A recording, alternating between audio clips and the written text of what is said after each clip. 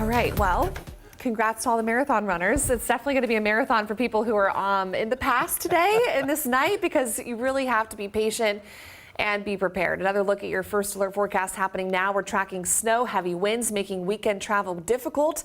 A live look at Snoqualmie Pass. You're seeing cars go by pretty okay tonight, but again, that weather is starting to stick. The snow's starting to stick. So Chief Meteorologist Mike Everett joining me now. So the timeline about this, I mean, it's hitting now. When will we see a break? Well, I would say basically, if you haven't already hit the road now, then just don't, because conditions will go downhill. I'll show you in just a moment here.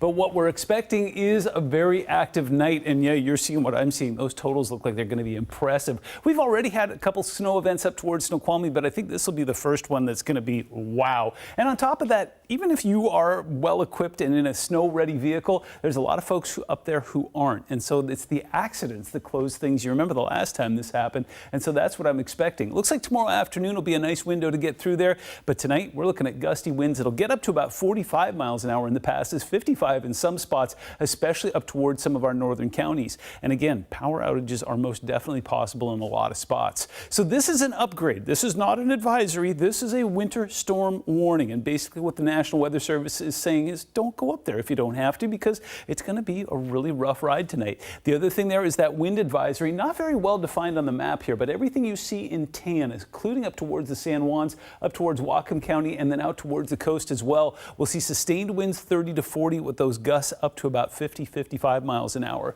So we're already seeing some showers moving in along the coast. We're seeing them up towards Skagit and Whatcom as well, and snow levels are a dropping. So over about the next hour or so, what we're seeing is fairly spotty flakes right now. Will start to fill in as snow and then become heavy snow later tonight. As far as the Apple Cup goes, just be thankful you're not there, because it's cold. It's 31 degrees right now. It looks like there is some weather moving in there that will start as rain and then convert to snow overnight tonight. Southeasterly wind about 5 to 15 miles an hour pushing that. And so, yeah, watching it on TV is going to be a lot better. They'll have about 2.5 inches of snow on the ground by tomorrow morning. Snoqualmie Pass, well, this window has closed for us. So now as we look, we're seeing those snow levels that were sitting around 3,500 feet this afternoon. Now that the sun has gone down, they're dropping quickly to 1,500 tomorrow. And there will be some orographic snow. In fact, I'll show you that in just a moment here. We put the future into motion. We're already seeing some snow flying. I got some pictures from Baker earlier where they had a few inches up there. Now, as we go towards 7 o'clock tonight, we're starting to see that snow filling in along the passes and that rain starting to fill in across the southwest interior and along the coast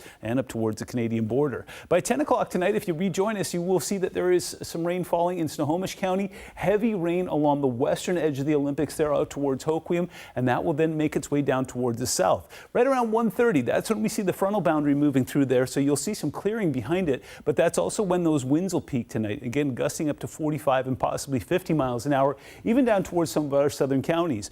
We'll see some heavy rain down towards Chehalis. We'll see some heavy snow that'll push into the mountains.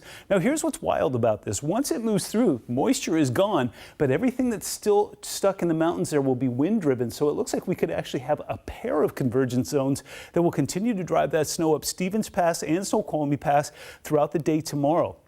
This is 9 p.m. Sunday, still snowing. So you saw what I saw. It looks like there'll be a little window tomorrow afternoon if you want to try and get through the passes there in the early to mid-afternoon, and then that snow will start to fly again. And it looks like it's going to stick around into Monday as well. In fact, we're looking at the possibility of some low-level snow in some spots. Forecast model is still really struggling with it, so don't take this as gospel, but we will see those snow levels dropping down into the hundreds and possibly as low as sea level as we go towards next week. And that's going to be the big story. We could be looking at some very cold temperatures. 7-day forecast shows an active night and a gusty day tomorrow. Then we're going to be seeing some of that snow coming down, possibly to a neighborhood near you, and then we'll see some sunshine again next Friday.